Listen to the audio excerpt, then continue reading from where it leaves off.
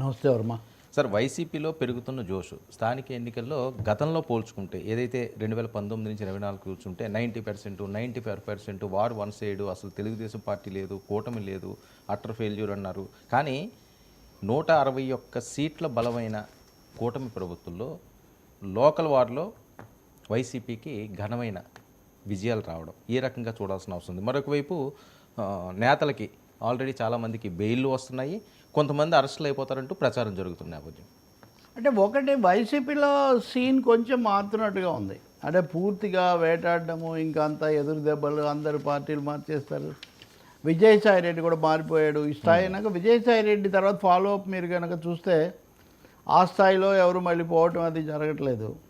ఇది వాళ్ళకు సంబంధించిన అంచనా మాత్రమే. ఎందుకంటే వినేవాళ్ళకి చాలా స్పష్టంగా చెప్పాలి. రాజకీయ పార్టీలు ఎప్పుడు ఎదుటి వాళ్ళ బలాన్ని తమ బలాన్ని కూడా సమానంగా చూసుకుంటే తప్ప వాళ్ళదేమీ లేదనుకుంటే చాలా నష్టం జరుగుతుంది. చంద్రబాబు నాయుడు కూడా మొన్న కలెక్టర్ల సమావేశంలో 5 ఏళ్ల తర్వాత మేము మళ్ళీ ఓట్లు అడగాల్సి ఉంటుంది, మీరు గుర్తుపెట్టుకోండి అని ఒక మాట చెప్తున్నారు.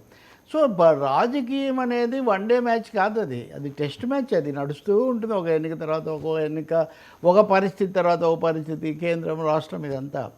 నిన్న జరిగిన ఉప ఎన్నికల్లో మనం ప్రధానంగా కడప అప్పటికి అయింది, దాని గురించి మనం చర్చించాం. కానీ నిన్న 50కి పైన ఎన్నికలు జరిగితే దాదాపు ఇందులో 33 నుంచి 35 వరకు వైసీపీ వాళ్ళు గెలుచుకున్నారు. ఇది ఒక ముఖ్యమైన ఇది. ఎందుకంటే ఎటు గాలి వీస్తే అటు మారినట్టుగా రాష్ట్రంలో మీరు టీడీపీ కూటమి ఇంత బ్రహ్మాండమైన దీంతో వచ్చి 11 స్థానాలకు వైసీపీ పడిపోయిన తర్వాత సహజంగా స్థానిక ఎన్నికల్లో అందరూ ఒకవైపుగా పొద్దుతిరుగుడు పువ్వులాగా అటు మారిపోతారు కదా. అలా మారిపోతే వీళ్ళు గెలిచే అవకాశం ఉండదు. కానీ నిన్న చూస్తే మటుకు కడప నిలబెట్టుకోవటం ఒకటైతే చాలా చోట్ల వీళ్ళు ఆధిక్యత సంపాదించి 33-34 స్థానాలు నిలబెట్టుకున్నారు. అంటే ఒక్కసారిగా మొత్తం అంతా దూకే పరిస్థితి అయితే లేదు. దూకడం ఎందుకు, కొంచెం చూద్దాము అంటే ఇక్కడ కూడా మనకు భవిష్యత్తు స్థానికంగా ఉందేమో. అంటే క్షేత్రస్థాయి కూడా, స్థానిక ఎన్నికలు అనేసరికి క్షేత్రస్థాయి కూడా కొంచెం ఆ గ్రామంలో, ఆ మండలంలో సంబంధాలు ఎలా ఉన్నాయి, ఎవరున్నారు, ఇదంతా ఉంటుంది. కాబట్టి కూటమి మరి ఏకపక్షంగా వెళ్తుందన్న పరిస్థితికి 10 నెలలు అయిన తర్వాత ఈ ఉప ఎన్నికల్లో కొంచెం ఇదైంది. ఇంకా ఒకటి కనుక మీరు చూస్తే చాలా చోట్ల నిషేధాజ్ఞలు విధించటం, హౌస్ అరెస్టులు చేయటం, కోరం లేదని వాయిదాలు వేయటం, హైకోర్టుకి వెళ్ళి ఎన్నిక ఆపాలని చూడటం, ఇదంతా అంటే ఒక విధంగా ఒక బహుశా ఫస్ట్ బ్రేక్ కావచ్చు. అంటే వాళ్ళ కోణం నుంచి తమ మీద జరిగేదానికి ఇది ఒక ఫస్ట్ బ్రేక్. మీరు విశాఖపట్నం చూస్తే కూడా జీవీఎంసీలో చాలామంది దూకిన తర్వాత కూడా ఎన్నిక జరపట్లేదు ఇంకా. అంటే కోరం లేదని రకరకాల పేర్లతో. ఇక వాళ్ళైతే అచ్చం వాళ్ళది ఎక్కడికైనా తీసిపోవాలి ఈ స్థాయిలో వాళ్ళు కూడా ఆలోచిస్తున్నారు. అంటే ఒకటైతే ఒక ఏమనాలి, రెసిస్ట్ చేయగలుగుతున్నారు, అడ్డుకోవడానికి ఒక వ్యూహాన్ని అయితే సిద్ధం చేసుకున్నారు. ఇంకా అంతా అయిపోయింది అన్న పరిస్థితి నుంచి అది కనిపిస్తుంది. వాళ్ళ పత్రిక కనుక చూస్తే ఈరోజు ఫ్యాన్ గిరగిరా తిరిగిందని ఇంక మొత్తం ఒక పేజీ అంతా వేసుకొని చాలా చోట్ల, కొన్ని చోట్ల ప్రత్యక్షంగా అడ్డుకున్నారు, చేతులు ఎత్తే వాళ్ళని, ఇట్లాంటివన్నీ కూడా చాలా చెప్తున్నారు.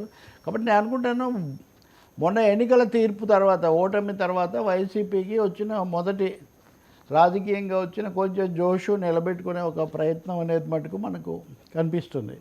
ఇంకా ఈ మేరకు వాళ్ళ అధికార ప్రతినిధులు మాట్లాడేశారు, వాతావరణం మారింది, లేకపోతే ఇంకోటి. సహజంగా రాజకీయ పార్టీలు అంతే కదా.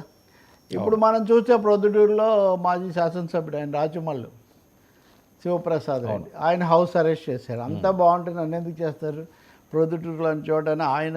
ఇట్లా ప్రతి చోట ప్రకాశం జిల్లాలో కూడా ఇది బాగానే జరిగింది. ఎటొచ్చి జనసేన ఒకటి, టీడీపీ వాళ్ళు 2 తెచ్చుకున్నారు అక్కడక్కడ. తప్ప అనంతపురం లాంటి చోట కూడా ఆపటం. అనంతపురం నిజానికి రాజశేఖర రెడ్డి హయాంలో తర్వాత జగన్ వచ్చాక కూడా టీడీపీ బాగా బలంగా ఉండేది. పవన్ కళ్యాణ్ కూడా వెళ్ళినటువంటి స్థలం అది జిల్లా.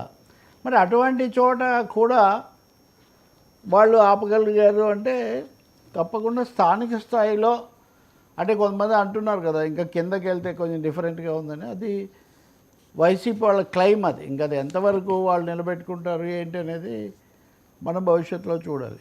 రెండోది, గతంలో దానికి దీనికి ఏమైనా డిఫరెన్స్ కనిపిస్తున్నదండి స్థానిక పరంగా చూస్తే 2019 నుంచి 24 వరకు? కాదండి, 2019, 24, 20 అది వాళ్ళ స్థానిక ఎన్నికలు, ప్రజలు ఓట్లు వేయడం అదంతా. ఇది ఎన్నికైన అభ్యర్థులు కొంచెం అటు ఇటు అవ్వటం అదొకటి. రెండోది ఉప ఎన్నికలు కూడా.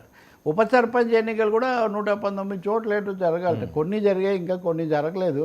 వాటిల్లో కూడా మేము గెలిచామని వీళ్ళు చెప్తున్నారు వైసీపీ వాళ్ళు.